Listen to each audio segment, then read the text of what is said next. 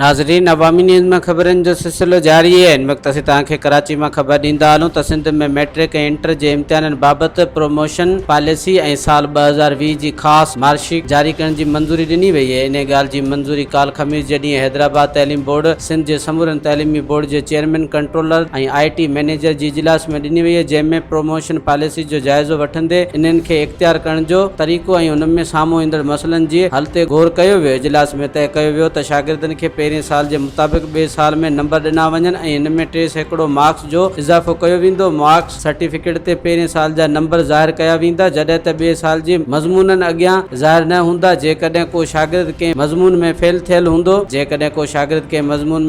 हूंदो त उन पॉलिसी मूजिब पास कंदे उन मज़मून जे अॻियां नंबर ज़ाहिर कया वेंदा। पहिरें साल में नाकाम या गैर हाज़िर रहंदड़नि जे लाइ पॉलिसी मूजिब वाज़े कयो वियो त जेकॾहिं को शागिर्द 2 पर्चनि खां वधीक फेल या गैर हाज़िर आहे त उन खे 33 नंबर फी पर्चे ते ॾेई पास कयो वेंदो। मज़ीद खबरों और तफसीलात के लिए विजिट करें हमारी वेबसाइट www.awamiNewsHD.com।